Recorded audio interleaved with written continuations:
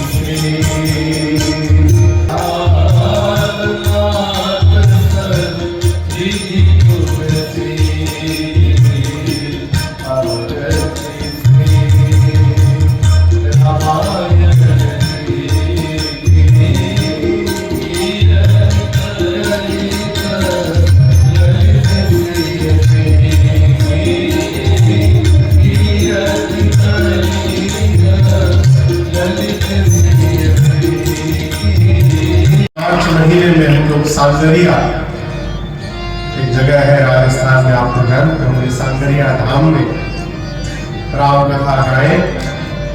उसके बाद अभी सितंबर के महीने में संभवतः सितंबर में 21 से 29 सितंबर हम लोग आपके बगल में भिलवाड़ा में प्रातः श्री पूजित श्री महंत बाबूगिरी जी महाराज के पावन सानिध्य में बैठकर श्री पंचमुखी हनुमान मंदिर के आश्रय में राम कथा गाए। और दिसंबर वर्ष बीतते बीतते दिसंबर में पुनः एक बार इस राजस्थान की पावन धरा पर कथा गाने का सौभाग्य प्राप्त हुआ।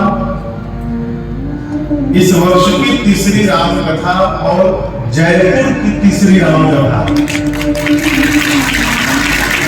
इससे पूर्व 2016 और संभवतः 2018 में हम लोग इसी जयपुर के शास्त्री नगर में खंडेलवाल वैश्य ही नाम है वैश्य महासभा भवन, जिसके सभागार में 2 बार कथा गाए। हमारे भैया माथुर जी बैठे हैं, विपिन भैया और आनंद छोटे भैया मिलकर पूरा दिन में आयोजन हुआ। खूब आनंद की वर्षा हुई।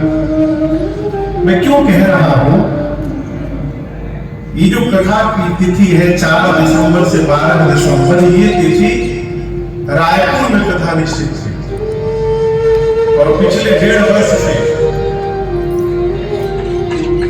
सब ठीक रहता तो आज हम लोग रायपुर में कथा गाते। लेकिन हरी इच्छा कहिए,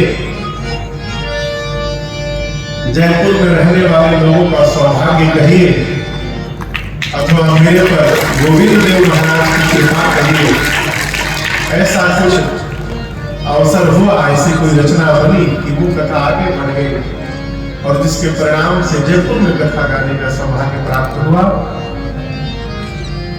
इस अवसर को देने के लिए आयोजन परिवार को बहुत बहुत साधुवाद और धन्यवाद।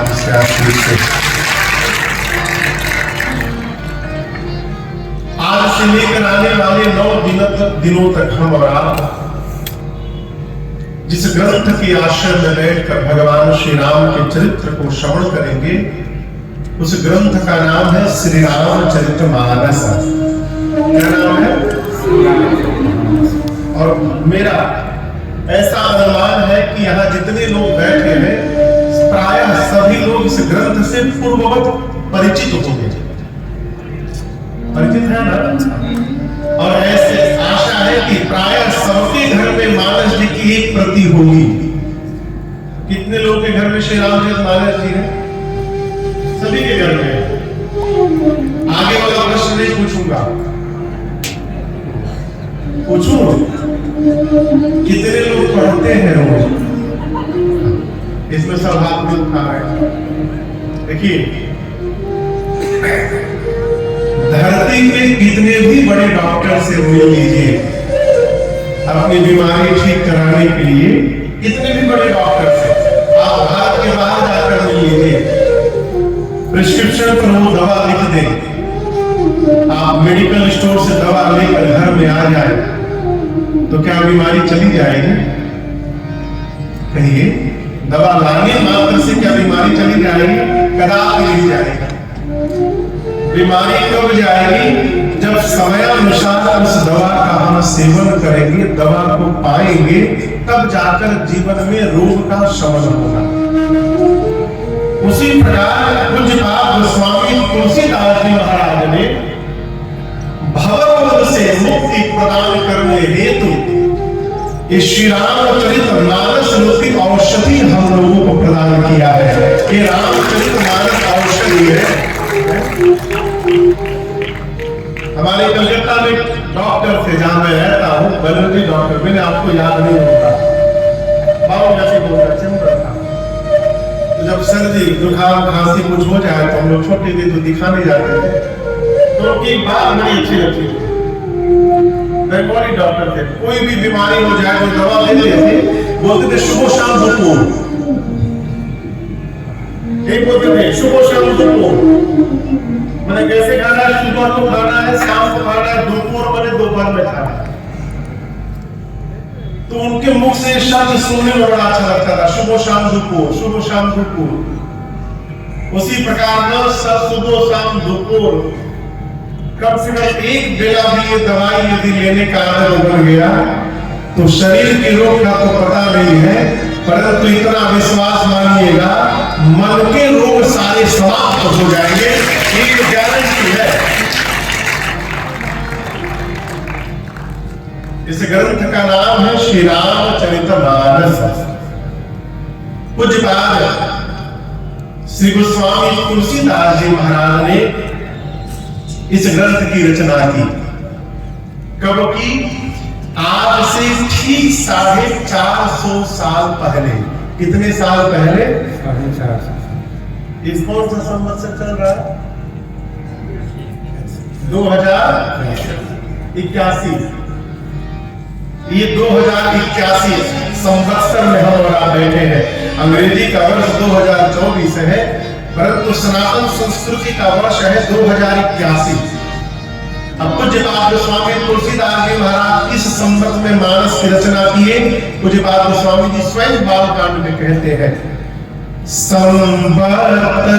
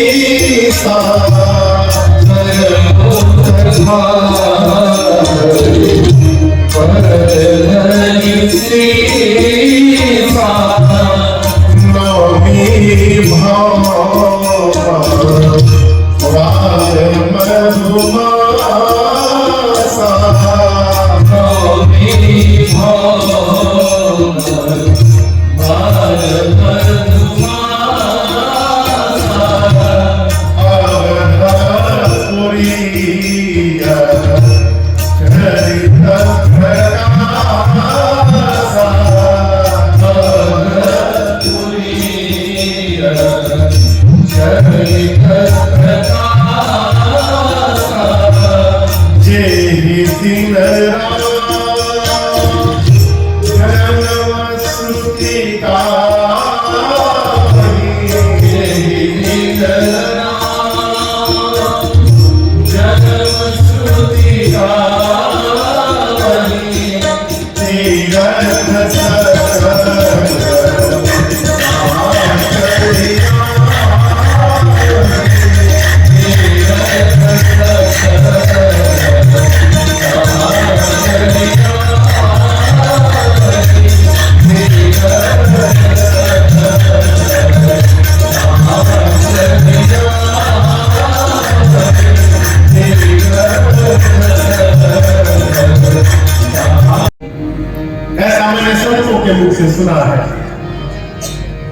वाल्मीकि जी जब पढ़े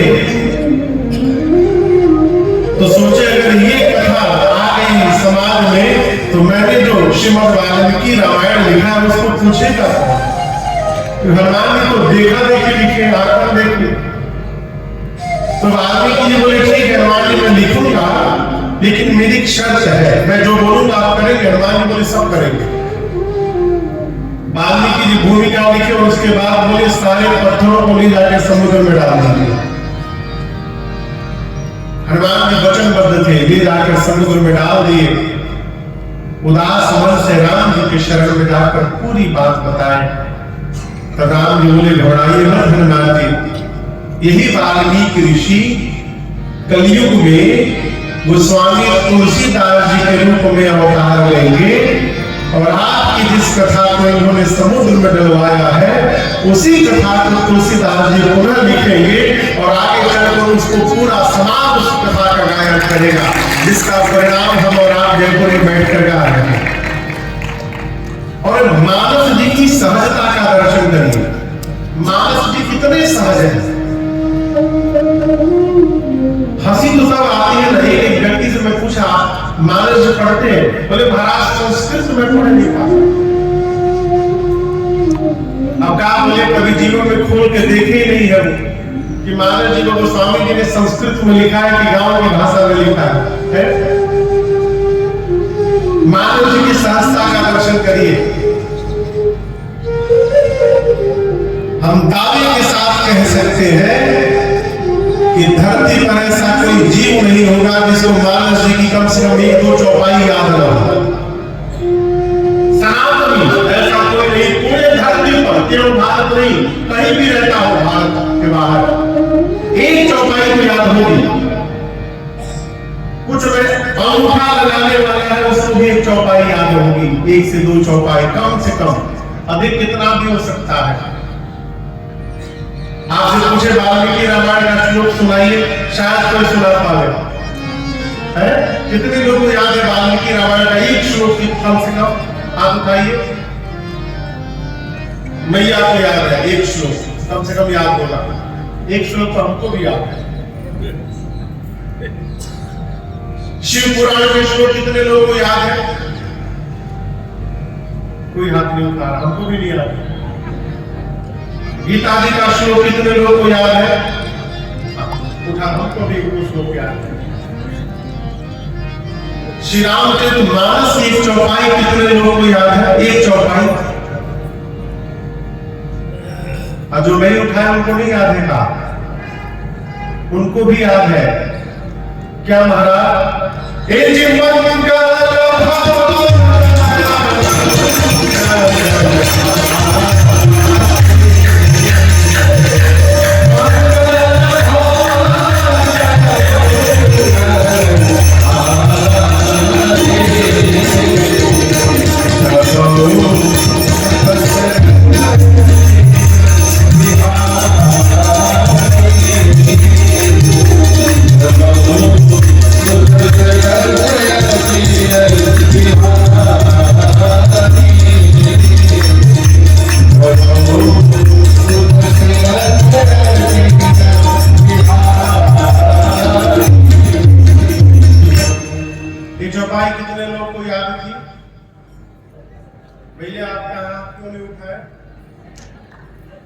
नहीं आपसे पूछ रहा हूं, आप पहले हाथ क्यों नहीं उठाए थे? आपसे हाँ पहले हाथ क्यों नहीं उठाए थे?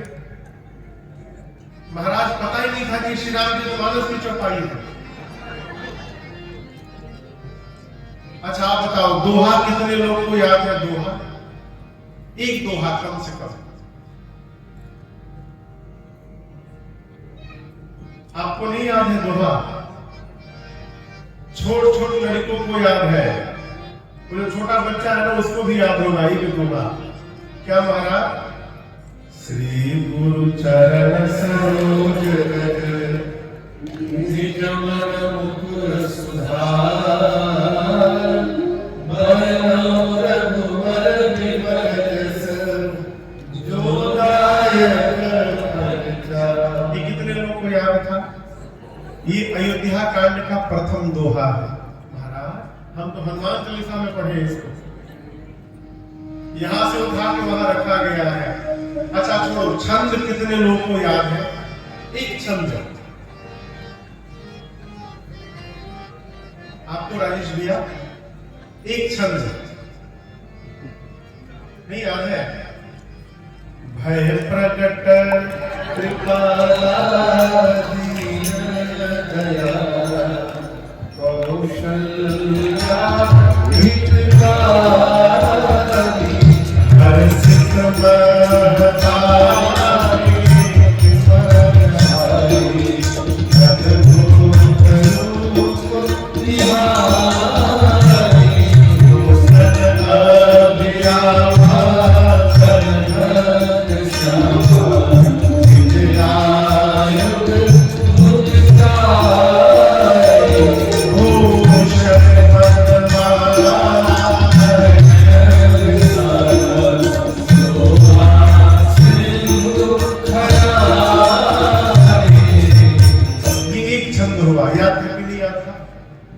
याद नहीं था, मैं प्रकट कृपाला याद नहीं है, तो वही तो गा रहा हूं। ये मानस जी की सहजता है। देखिए मैं आपको सीधी बात कहूं, मैं कोई विद्वान नहीं हूं, मैं कोई ज्ञानी हूं।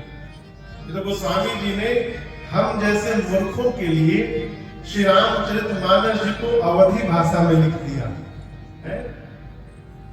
जो कम पढ़े लिखे हैं वो भी गा के अपना जीवन गुजार कर सके। मानस जी ना होती तो हमारा क्या होता, भगवान मालिक है। आपको बताऊं, गोस्वामी तुलसीदास जी संस्कृत में लिखना प्रारंभ किए थे। किस भाषा में? देव भाषा संस्कृत में। पहले दिन भर लिखे, रात को सोए, सवेरे जब जगे तो कल जो लिखे थे सब वो मिट गया अपने आप रात भर में भोजपत्र पर। गोस्वामी जी बोले कैसे मिट गया? फिर दिन भर लिखे, रात को सोए, फिर मिट गया। ऐसे चला 7 दिन। दिन भर लिखते थे, रात को अपने आप मिट जाएगा। 7वें दिन रात्रि में गोस्वामी तुलसीदास जी को भगवान शंकर और मां पार्वती जी ने स्वप्न में दर्शन दिया और भगवान शंकर ने आदेश दिया, गोस्वामी जी आप श्री रामचरितमानस जी को संस्कृत में न लिखिए। क्यों? आने वाले समय में संस्कृत पढ़ना समझना सबके बस की बात रहने वाली नहीं है। आप इसको गांव की भाषा में लिखिए। तो बाबा की आज्ञा मानकर गोस्वामी तुलसीदास जी ने श्री रामचरितमानस जी को अवधि में लिखना प्रारंभ किया और कितना सहज बनाया। मैं आपको उदाहरण देता हूं। इस मानस में एक ऋषि है जिनका नाम है याज्ञवल्क्य। क्या नाम है? आज प्रसंग हो सकता आज आवे। उनका नाम है याज्ञवल्क्य। याज्ञवल्क्य लिखने जाएंगे तो कैसे लिखा जाएगा पता है? वर्तनी बोलिए, बोलिए, पूछ रहा हूं, बोलिए। अंग्रेजी मीडियम में पढ़ेगा।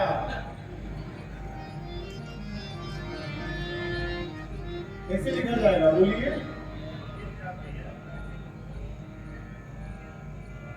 भुला गया है? हाँ? यो बड़े आगे डंडा नहीं, आँख की मात्रा। डंडा क्या होता है?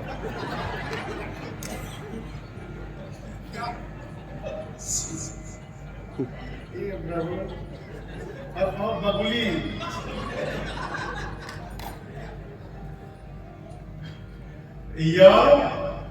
य में आपकी मात्रा या, ज्ञ, व, आधा ल, आधा क, य।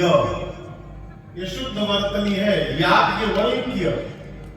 अब इतना टेढ़ा नाम है, गोस्वामी जी सोचे इतना टेढ़ा नाम है जो कम पढ़ा लिखा हो तो बोल ही नहीं पाएगा, तो लोग नाम बिगाड़ देंगे। देखो लोग नाम बहुत ज्यादा बिगाड़ते हैं।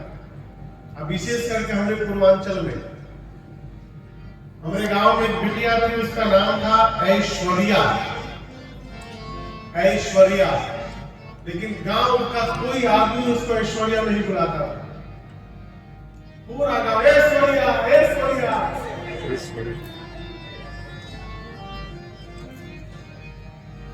तो गोस्वामी जी सोचे लोग बिगाड़े इससे पहले हम ही बिगाड़ देंगे। तो याज्ञवल्क्य जी को गोस्वामी जी ने क्या लिखा? जाग बलि कर। याज्ञवल्क्य क्या बन गए? जाग बलि कर मुनि परम विवेकी। इतना सहज बनाया गोस्वामी तुलसीदास जी ने। इसलिए आज पूरे घर में आप जहां भी जाइए आपको श्री रामचरितमानस जी उपलब्ध होंगे। क्यों? साधक कहता है ये कथा अरे जन जन में रसधार भरेगी राम कथा।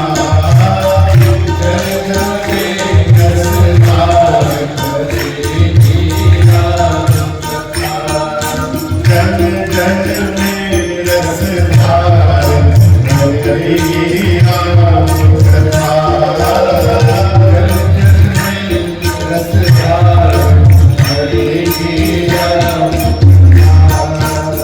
जीवन का उद्धार करेगी राम कथा। जीवन का उद्धार करेगी राम कथा। जन मन में रसधार करेगी राम कथा। जन मन में रसधार करेगी राम कथा।